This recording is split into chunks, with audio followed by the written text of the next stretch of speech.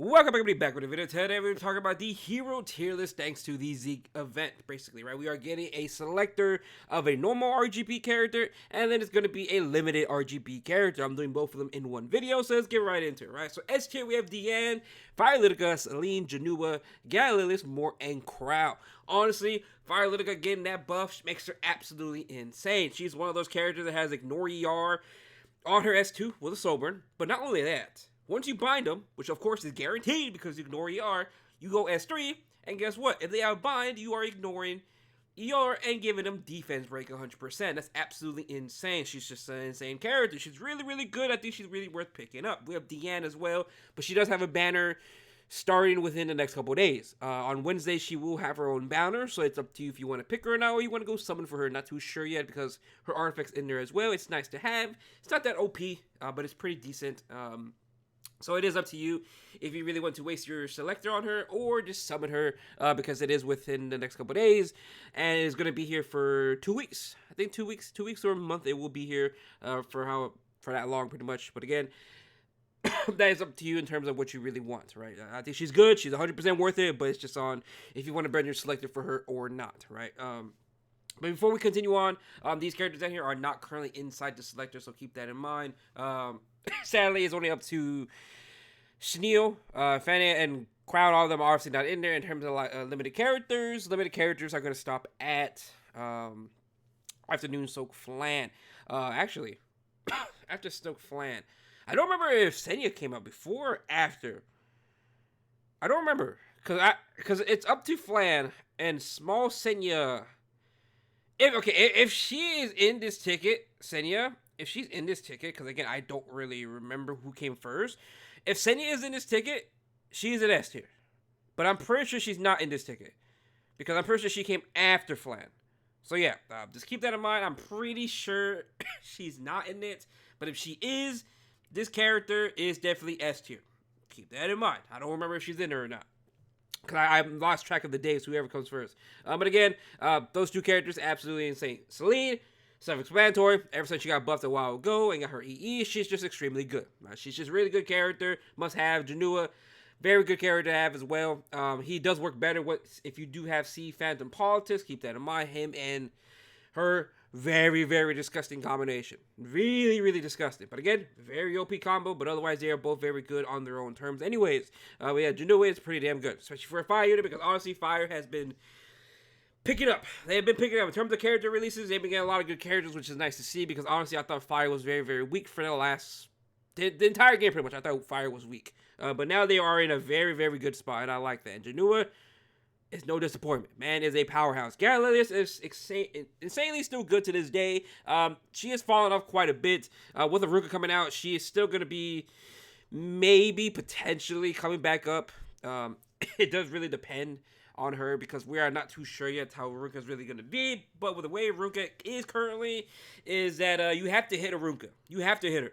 So I would think Galilius' value goes up.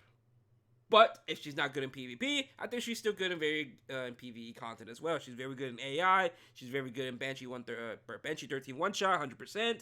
Again, very, very solid character. Still to this day, I like this character a lot. She's extremely good.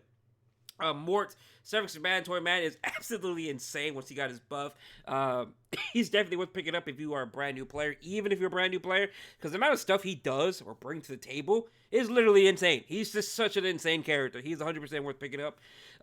Fear stops everyone from counterattacking besides him. He's immune to debuffs. Not debuffs, but he's more immune to the sleep stun debuffs, which is still absolutely insane for a character. Like, he has defense break, ignore ER. He is a powerhouse. He is a powerhouse. We have Crow next again. Ever since Crow got a buff as well, he's absolutely insane. He's basically an inbuilt Aureus, but he is the highest damage mitigation in the game. He has AoE as well. He is just like, funny enough, he is like Fire Crow and LRK, where if you Soulburn, he does AoE, but obviously his AoE is less damage. Which is funny, because every single crowd can AoE now. It's funny. But again, good character. I like him. He has the highest mitigation in the game. He's definitely worth picking up. 100%.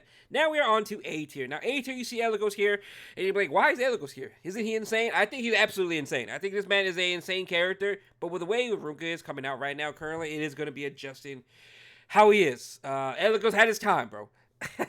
Well, the way Ruka is, Eligos has to hit a Ruka and hope and pray he 50%s her. Or even lower than that, because that's the only way he's going to proc off an RTA now, because if you are Eligos player, you have to ban a Ruka because he has to hit a Ruka. That's the whole problem, right? He was S tier, but honestly with Ruka and everything, I did lower him to A tier. But he's an insane character. He does the insane gear, by the way. Bro is not only does he need insane gear, now you need to have a certain draft for him without a Ruka, right? But again, if you ban a Ruka, of course, this man's S tier, right? If you ban a Ruka, he is instantly S tier. If you have the gear, S tier. But other than that, if you don't ban a Ruka, good luck. Good luck. Monk, she's still very, very good. She has fallen off quite a bit. I still think she's still extremely good, though. Reset AoE, stops counterattacks and all that. She has bind on her SA2. Overall, a really, really good character. Abigail, she's nice and all. She is mainly there for her passive. Let's be realistic here. She's literally just there for the passive, whoever we throw in the back line.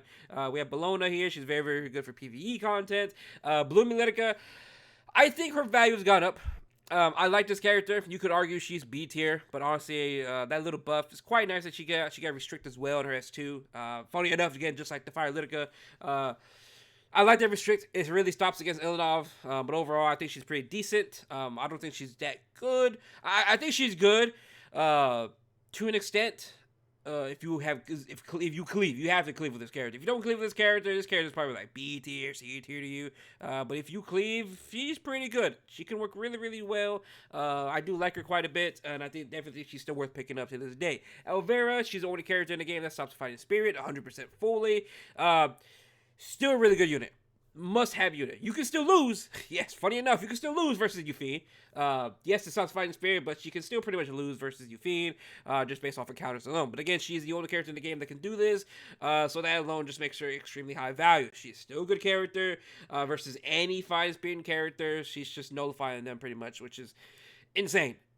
Very insane. ZOS 3 type of damage for her. Immortality. She's top fighting spirit. She's pretty good. So ideally, you want her on counter, right? Elena, she's pretty good. She could stop cleave, but it takes a lot of work for her. She stop cleave. She's good in PvP content, PvE content as well. AI, Holo Trials. It just really depends on all that. She is very, very good in Rift. If you do not have Fene, or if you can't one-shot Rift and all that, this Elena is extremely good to have for that purpose. Also, I see Kane over here. I forgot this, bro. Man's over here. There you go. D tier. Not even worth summoning. All right. Oh, and Lilius. Actually, you know what? I forgot about Lilius. Lilius, I like this character. I'm putting her B tier. I forgot some of these characters. I'm looking over and I'm like, wait a minute. I see some of these characters I'm not putting in there. I think that's everybody. Watch you guys find some characters I don't see. That should be everybody.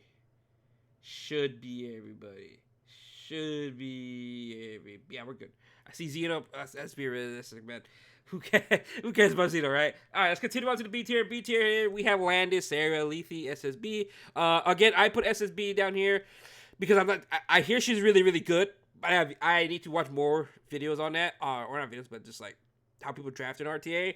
Or hear from my guild. I need to find out more information. Maybe this character is extremely good now. Maybe she's A tier, not too sure yet. Maybe she's coming back. I'm not too sure out yet. So she is currently in B tier. But overall, I've heard extremely good things about this character. Landy as well, heard some good things about her as well. So these two characters can definitely be made for a case to put in A tier, especially since they are limited characters. Again, this is going to be covering the limited selector and the RGB selector. So keep that in mind, right?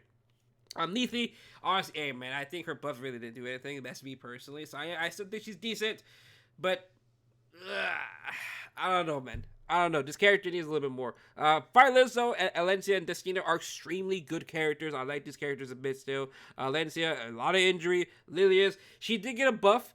You could say it was a nerf. You could argue it was a nerf because her S2, but overall, I still think it was extremely nice. I like this character.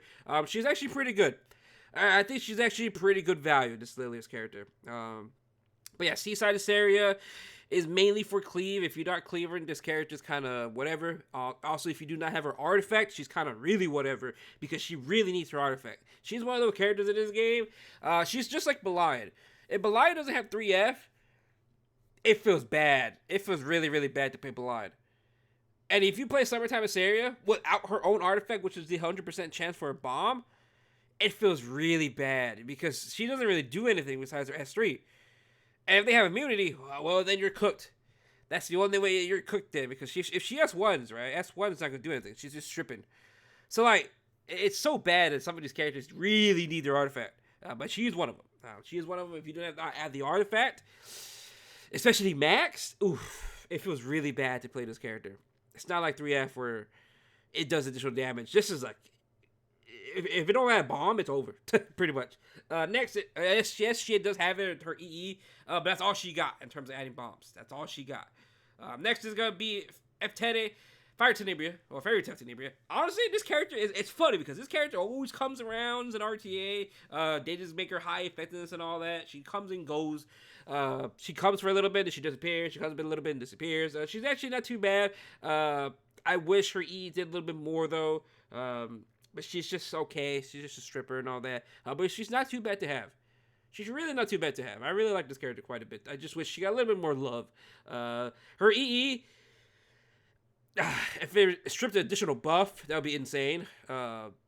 She needs more than that, right? Because a lot of these characters nowadays strip everything or strip 2 buffs or they just do reduced by 2 turn buff duration. There's a lot more these characters do nowadays compared to her. That's the only problem about her. But other than that, though, she's just an okay character. And then all these characters in D tier are kind of whatever. Some characters are good. Actually, Politis is still pretty good. I gotta put her in A tier. I don't know why I put her down there. Politis, again, 50% CR, nullifies that. She's a mage. She owns a book. Overall, she's a good character. Asteria, you can make it a debate because PvE content. You can put her B tier. Again, that's up to you. It really just depends where you are currently in the game. Flan, again, PvP character, mainly for Arena. You could make a case for her in B tier, but that's personally up to you. Again, it just really depends on where you are in the game. I like Sez and all that, but yeah, he needs a lot of follow-up, so it's really not really worth picking him over some of these other characters. Wawana, again, PvE character, you can make a debate for her being in B tier. It just really depends on, again, where you are currently in the game. Yuha, she's not too bad, and you can make her for case for B tier. But that's really about it. Everything else is just up to you. I did want to talk about some of these characters down here in the D tier that I think they're good. It just comes down to you where you are currently in the game or if you really want them or not. Again, I think they're really good. And then obviously these characters are going to be the free characters. Overall, that's pretty much going to be it for the hero tier list. If you have any other questions, let me know down below. But other than that, though, I hope you guys have a good day, and I will see you guys later on. Peace out.